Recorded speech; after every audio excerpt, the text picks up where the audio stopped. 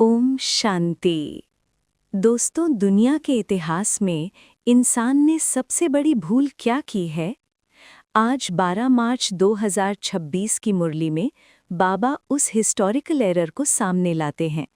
बाबा कहते हैं, एक मुख्य भूल की है जो निराकार परमपिता परमात्मा शिव के बदले श्री कृष्ण का नाम डाल दिया है। भारत का सबसे महान शास्त्र है श्रीमद् भगवद गीता, लेकिन उसमें भगवान का नाम ही बदल दिया गया। पहला नंबर शास्त्र जिनको श्रीमद् भगवद गीता कहते हैं, वही रॉन्ग हो गया है।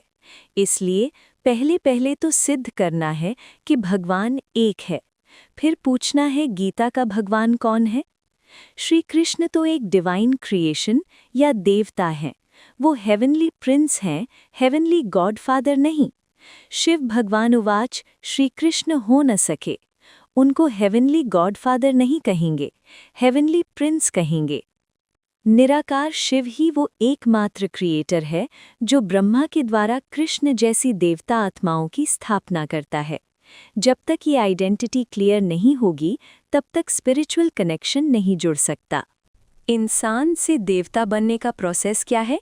ये कोई जादू नहीं, एक एवोल्यूशन है। बाबा इस स्पिरिचुअल फैमिली ट्री का राज खोलते हैं। पहले तुम शूद्र वर्ण के थे, फिर आए ब्राह्मण वर्ण में, फिर दैवी वर्ण में।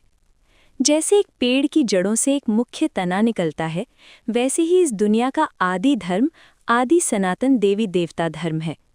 लेकिन देवता बनने से पहले आत्मा को ब्राह्मण बनना पड़ता है। अगर नया धर्म कहे तो ब्राह्मण धर्म ही कहेंगे। पहले चोटी है ब्राह्मण, फिर देवताएं, ऊंचते ऊंच ब्राह्मण धर्म है। इसी धर्म रूपी पेड़ से आगे चलकर 3 मुख्य ट्यूब्स निकलते हैं। मुख्य है फाउंडेशन, फिर 3 ट्यूब्स है मुख्य। थुर है आदि सनातन देवी देवता धर्म का। आप इस वक्त इस विशाल पेड़ की सबसे ऊंची चोटी पर बैठे हैं, यानी आप इस यूनिवर्स की सबसे एलिवेटेड ब्राह्मण आत्माएं हैं। राजस्थान के माउंट आबू में एक बहुत ही प्राचीन और खूबसूरत मंदिर है, दिलवाड़ा टेम्पल। लेकिन क्या आप जानते हैं कि वो मंदिर एक्चुअली किसका मेमोरियल है? वो आपका मेमोरियल है।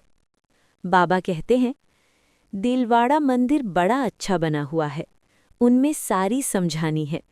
बच्चे यहाँ बैठे हैं, कल पहले भी तुमने राजयोग की तपस्या की थी। जैसे क्रिश्चियंस के लिए उनके चर्च उनकी हिस्ट्री बताते हैं, वैसे ही दिलवाड़ा मंदिर इस बात का प्रूफ है कि 5000 साल पहले ब्रह्मा कुमार और कुमारियों ने यहाँ बैठकर राजयोग की तपस्या की थी। जैसे क्राइस्ट का यादगार क्रिश्चियन देश में है, वैसे तुम बच्चों ने यहाँ तपस्या की है, तब तुम्हारा भी यादगार यहाँ है। उस मंदिर की छत पर बैठे हुए तपस्वी और नीचे खड़ी हुई सेना, ये सब आपकी ही हिस्ट्री है जो पत्थरों में उकेरी गई है। दिन रात पढ़ते हैं, मेहनत करते हैं ताकि उन्हें एक अच्छी जॉब मिल सके और उनकी लाइफ सेट हो जाए। पर वो इनकम कितने साल चलती है? 10 साल, 20 साल? बाबा हमारी इस स्पिरिचुअल पढ़ाई की असली वैल्यू बताते हैं। ये पढ़ाई बड़ी सोर्स ऑफ इनकम है। पढ़ाई से ही मनुष्य बैरिस्टर आदि बनते हैं, लेकिन ये पढ़ाई मनुष्य से देवता बनने की है। ये कोई साधारण यूनिवर्सिटी नहीं है, ये वो यूनिवर्सिटी है जहां आपको इंसान से देवता बनने की डिग्री मिलती है। प्राप्ति कितनी भारी है, इन जैसी प्राप्ति कोई करा न सके। आप इस वक्त जो सैक्रिफाइस कर रहे हैं, जो प्योर लाइफ जी रहे हैं, वो आपकी अगली 21 जन्मों के लिए एक फिक्स डिपॉजिट हो रहा है। सच्ची कमाई कर 21 जन्मों के लिए वर्षा अभी पा रहे हो। क्या दुनिया की कोई ऐसी जॉब है जो आपको 21 लाइफ टाइम्स की गारंटी दे सके? जब कपड़े बहुत मैले हो जाते हैं तो धोबी उन्हें पत्थर पर जोर जोर से पटकता है ताकि उनकी जिद्दी मेल निकल जाए। हमारी आत्मारूपी कपड़ा पिछले आधे कल्प से विकारों की मेल से बिल्कुल सड़ चुका है। बाबा एक बहुत ही स्ट्राइकिंग एग्जाम्पल देते हैं। आधा कल्प तुम पतित बनते बनते अभी बिल्कुल जड़ी भूत अवस्था को पाए हुए हो। सड़े हुए कपड़ों को सटका लगाने से फटकर चीर चीर हो जाते हैं। लेकिन बाबा वो रूहानी धोबी हैं जो इस सड़ी हुई आत्मा को दोबारा नया बनाता है। और उनका टूल क्या है? ज्ञान के सटके, द स्ट्राइक्स ऑफ नॉलेज। यहाँ भी ज्ञान के सटके लगाओ तो पुर्जा पुर्जा हो जाते हैं। बाबा धोबी है तुम भी साथ में मददगार हो। जब ज्ञान की चोट लगती है तो आत्मा का अहंकार टूट जाता है, आत्मा अंदर तक क्लीन होने लगती है और विशिष्ट से वाइसलेस बन जाती है। तुम जो कड़वे एकदम जहर मिसल थे, सो तुम वाइसलेस ब्राह्मण बन रहे हो। कृपया इस ज्ञान की चोट से घबराइए मत, ये आपको निखारती है। संन्यास का मतलब क्या है? दुनिया छोड़कर जंगल में चला जाना। दुनिया के सन्यासी यही करते हैं, लेकिन बाबा हमें एक नया और बेहद का सन्यास सिखाते हैं। बाबा कहते हैं, सन्यासियों का है हद का सन्यास और उनका है हठ योग। इसमें हठ की बात नहीं रहती। हमें अपना परिवार या घर नहीं छोड़ना है, हमें इस पुरानी दुनिया की कॉन्शियसनेस को छोड़ना है। गृहस्थ व्यवहार में रहते सारी दुनिया का त्याग करना है, क्योंकि तुम जानते हो ये पुरानी दुनिया खत्म होनी है, अब नई दुनिया में जाना है। इसलिए बेहद का सन्यास कराते हैं। दुनिया के बीच रहिए, कमाइए, परिवार की देखभाल कीजिए, पर अंदर से हमेशा याद रखिए कि ये सब एक दिन मिट्टी में मिलने वाला है।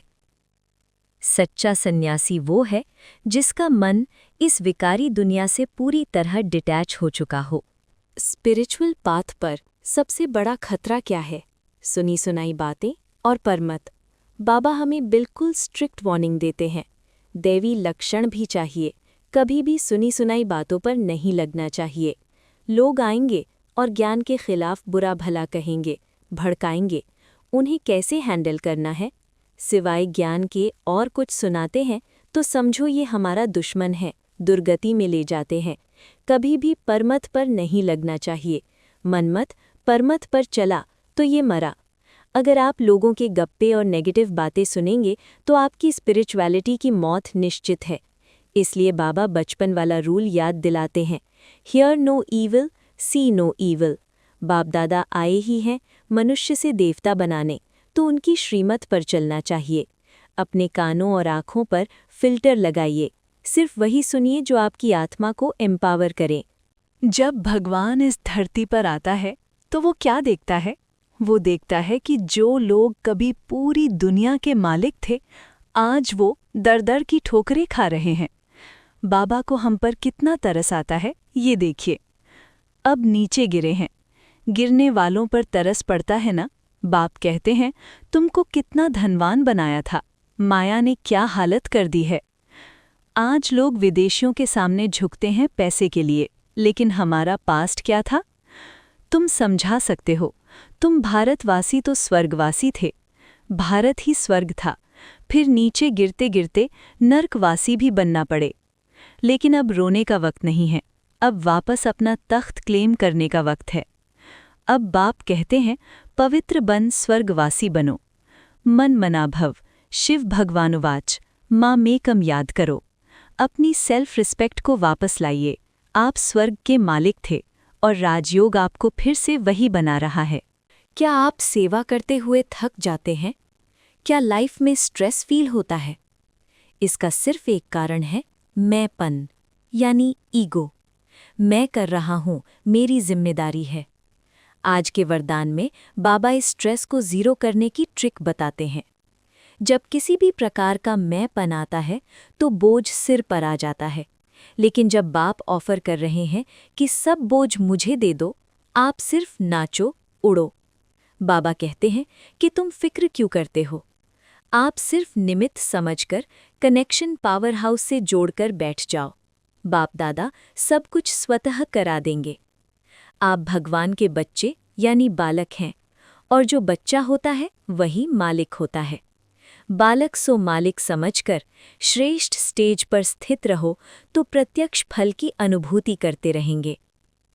अपने सिर से वो मैं का भारी पत्थर उतारिए और बाबा के हाथ में रख दीजिए, और फिर देखिए कि आपकी आत्मा कितनी हल्की होकर उड़ने लगती है। अंत में बाबा हमें सिखाते हैं कि आने वाले समय की प्रॉब्लम्स को कैसे हैंडल करना है। अव्यक्त इशारा है, कैसी भी कड़ी परिस्थिति हो, लेकिन खेल समझने से कड़ी समस्या भी हल्की बन जाती है। जब प्रॉब्लम्स आती हैं तो दो तरह के लोग होते हैं। एक वो जो कहते हैं हम ट्राई करेंगे, सोचेंगे। बाबा कहते हैं ऐसी भाषा फेथफुल बच्चों की नहीं होती। कई बच्चों में हिम्मत है, कहते हैं हाँ करेंगे, सोचेंगे। हिम्मत तो है लेकिन फेथ नहीं है।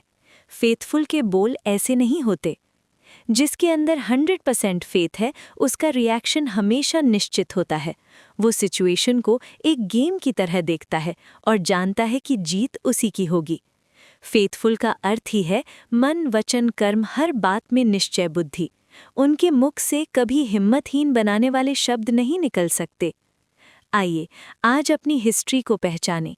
सुनी सुनाई बातों से कानों को बंद करें, अपनी आत्मा को ज्ञान की सतर्कों से निखारें और अपना सारा बोझ बाबा को देकर सच्चे बालक सो मालिक बन जाएं। ओम शांति।